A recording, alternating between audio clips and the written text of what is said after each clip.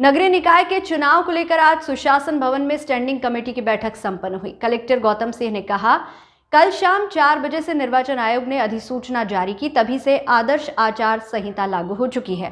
प्रतिबंधात्मक आदेश जारी कर दिए गए हैं। मंदसौर जिले में 1 नगरपालिका और 10 नगर परिषद के चुनाव में 2,40,680 मतदाता है, जिसमें 1,20,262 पुरुष, 1,20,209 महिला, 11 अन्य मतदाता अपने मतदान का उपयोग करेंगे। मंदसौर नगर पालिका के लिए 149 मतदान केंद्र, जिसमें संवेदनशील 38 मतदान केंद्र, अति संवेदनशील 5 मतदान केंद्र और सामान्य 106 मतदान केंद्र। नगर परिषद के लिए 15 मतदान केंद्र, 2 संवेदनशील मतदान केंद्र, 13 सामान्य मतदान केंद्र होंगे। सीतामऊ में 17 मतदान केंद्र, 4 संवेदनशील, 13 सामान्य मतदान केंद्र होंगे। सुवासरा में 17 मतदान केंद्र में 5 संवेदनशील, 12 सामान्य मतदान केंद्र। शामगढ़ में 27 मतदान केंद्र में 11 संवेदनशील, 16 सामान्य मतदान केंद्र।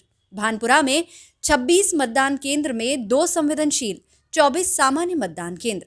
बहसोदा में 15 मतदान केंद्र में 2 संवेदनशील, 13 सामान्य मतदान केंद्र। गरोठ में 21 मतदान केंद्र में 3 संवेदनशील व 18 सामान्य मतदान केंद्र। मल्हारगढ़ में 15 मतदान केंद्र में 7 संवेदनशील, 8 सामान्य मतदान केंद्र।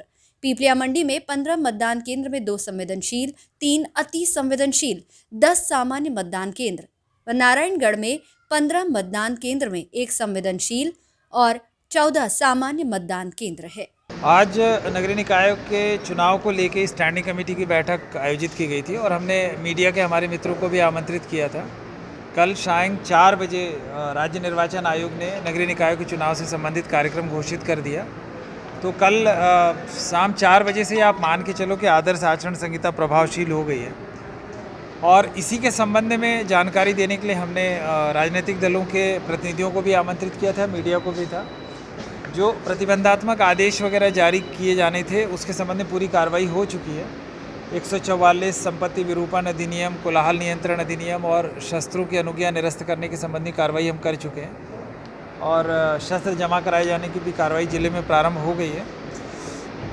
विभिन्न नगरीय निकायों में आरक्षण की क्या स्थिति है, कितने पद हैं और कितने मतदाता हैं, कितने मतदान केंद्र हैं, हमारी क्या व्यवस्था रहेगी, ये आज हमने स्टैंडिंग कमेटी के मेंबर्स और आप लोगों के साथ शेयर किया है और पूरे सिस्टम को हम निष्पक्ष और पारदर्शी बनाने का प्रयास कर रहे हैं, जिससे निर्विघ्न और साफ सुथरे तरीके से चुनाव संपन्न हो सके। आज की बैठक में हमने आश्वस्त किया है कि चुनाव बिल्कुल निष्पक्ष और पारदर्शी होगा और चुनाव में कोई भी अधिकारी कर्मचारी यदि कोई गड़बड़ करता हुआ पाया जाता है, किसी के पक्ष में किसी के विरुद्ध काम करता हुआ पाया जाता है, तो हम उसके खिलाफ कार्रवाई करेंगे। जो नई चीज़ है इस बार के चुनाव में, वो इस बार प्रत्याशियों के लिए खर्च की सीमा तय हुई है।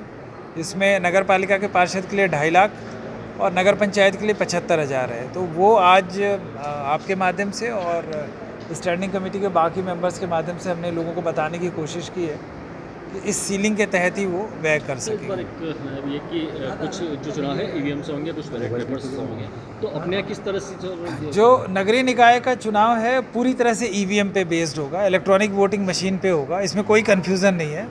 और चूंकि हमारे यहाँ नगर निगम नहीं है तो नगर पालिका और नगर पंचायत दोनों में अध्यक्ष का चुनाव पार्षदों द्वारा किया जाएगा। तो सभी नगरीय निकायों में सिर्फ एक बैलेट यूनिट का इस्तेमाल होगा और वो पार्षद पद के लिए होगा। जो ग्राम पंचायतों के चुनाव है वो पूरी तरह से बैलेट पेपर पे बेस्ड है। तो जिला पंचायत, जनपद, सरपंच और पंच 4 बैलेट पेपर्स एक मतदाता को मिलेंगे। वो बैलेट पेपर के माध्यम से मतपेटी में अपना मत डालेगा।